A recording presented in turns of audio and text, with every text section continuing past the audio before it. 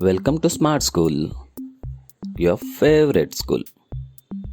Today we will see the verbs. What is the definition of verb and what are its types and related examples. So let's begin. Verb. Verb means the word that completes the meaning of the sentence and its represent the action in the sentence is called verb. It means the word it's complete the meaning of that sentence, means without verb that sentence would be incomplete, and it show the action, what action is doing in that sentence. That word is called verb. Let's see the examples. Neil doing study. So in this sentence, doing. So doing is a verb. Cow eats fodder. Then Swara reads the book. And our team is won. So in the above sentence, doing, eats, reads and won are the verbs. Okay, means the action word in that sentence is called verb. Let's see more about the verb. Verb is one of the part of speech. Means we know that there are 8 parts of speech. First one, noun, then pronoun. Verb is the third part of the speech. Verb is necessary to complete the sentence. Means it should be there. Without verb, the sentence would be incomplete. Then verb is word which indicates an action in the sentence. And that verb describes the action in that sentences. What action is going or what action is happening. Every verb gives idea of action, but some verbs give idea of states. So most of the words are giving idea of the action happen in the sentence, but some words are there which give not action, it's give the idea of states or idea of being or idea of existence instead of action. First we will see the types of verb. So there are 6 types of verb. First one is finite verb. Second one, non-finite verbs. Third one is action verbs. Fourth one is linking verbs. Fifth one is auxiliary verbs. And sixth one is modal verbs. So these are the 6 types and we will see all in detail. So first one is finite verb.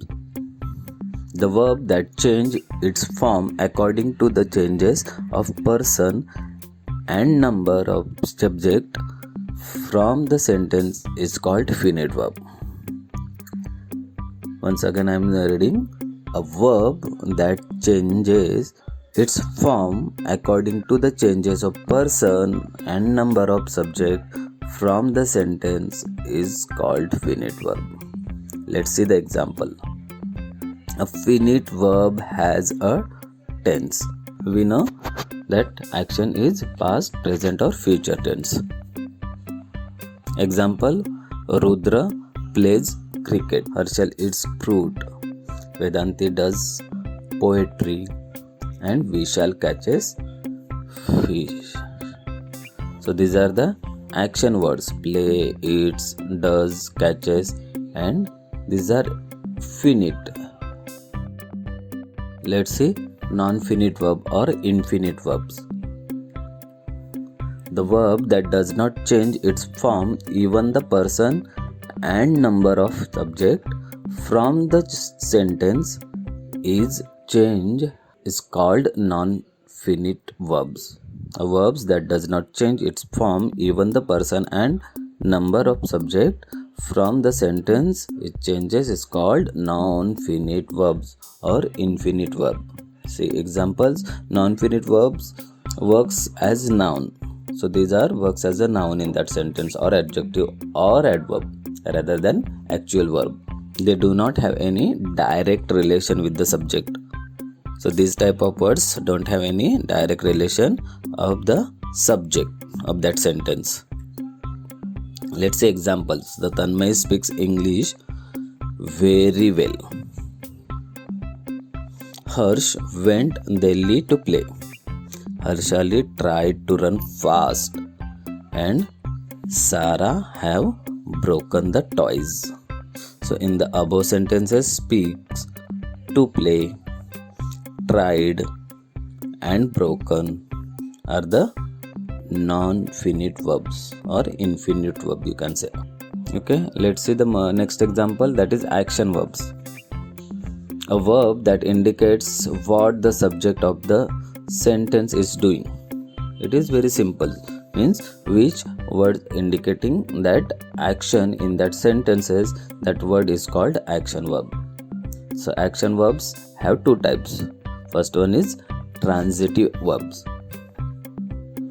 An action verb, as the name suggests or tells you, an action that passes from the subject to object, means that action pass from subject to object is called transitive verb.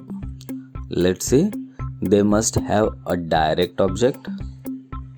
For examples, Twisha ate an orange, means that action directly happened from that subject. Bhavi paint the bus. The bird built nest on the tree. Harshali is reading a book. So these are ate, painted, built, and reading are the action verbs. Action verbs, next type is intransitive verbs. In an action verbs which does not pass over the action to an object is called intransitive verb. Means in this sentence the action does not pass from subject to object. So this type of action words will say intransitive verbs. Let's see, they may follow by adjective or adverb. So this type of intransitive verbs most of the times followed by adjective or adverb.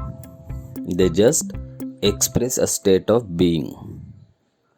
Let's see the examples. Vidya dance gracefully. So this graceful is what? Just like a adjective. Put away your book. So here it's just expressing being. Amit is painting right now. Do your practice regularly. So this type of danced, put, painting, do are the action verbs, but they are not passing their actions from subject to object. That's why these type of words are intransitive verbs. Okay, let's see linking verbs. Link, a verb which link the subject to a noun or adjective is called linking verbs. They are link between subject to noun or adjective. They do not tell about action performed in the sentence. They are not expressing what type of action is happening in that sentence. They provide additional information about the subject, just like a adjective. And linking verbs can call to be verbs. Let's see examples. So is, am, are, was, were, will be, shall be. These are the examples of linking verbs. See the sentence, Asawari is my best friend. I am an innocent boy. There will be no school tomorrow. The rooms were very neat and clean. Means there is, in these sentences there is no action, but still there is verb like is, aim, will be, where. So these type of words are called linking verbs because they are linking subject to remaining part of the object. That's why this type of words we can say linking verbs. Okay, let's see the fifth one is the auxiliary verbs or helping verbs. Auxiliary verbs or helping verbs are verbs which helps to main verb in the sentence is called auxiliary verbs, means supportive verbs we can say. See the example, Rajesh is going to school. So the action is going. Bhavi and Swara can play together. Grishma should present for the exam. And Harsh was calling his friend. So in the above sentences, is, can play, should present, was. These are the assisting words to main verb. So these type of words we call that helping verbs or auxiliary verbs. Let's say the last part, it is modal verbs. Modal verb means a verb which is helps to the main verb to denote possibility or potentiality is called modal verbs. These are also auxiliary verb types, but these are denoted possibility or potentiality. Let's say they are like helping verbs, as I said, but there are some difference from that words. Let's see, he may want to meet you again. They are helping, but there is a possibility. May means not sure. So that's why this type of words are say modal verbs. I would have tell you. She should call her. And last one, you must follow the rules. So in this sentence, may, would, should, must. So these are possibilities or potentiality showing in that sentences. And that's why these type of words are called modal verbs. Okay. Let's see some basic forms about verbs. These are some extra information about verbs because we already seen that what is verb, what is the definition of verb, and then we have seen its types, that all 6 types and subtypes also. Now see the basic forms of verbs. The forms of verbs changes to express the present, past and futures. These words are changed as per the tense. See here, base form is Santosh eat mango in the home. So this is simple sentence, Santosh eat mango in the home. But infinitive, this is one type. Now ask him not to eat. Then present, Santosh eats mango in the morning. Then past, Santosh ate mango in the morning.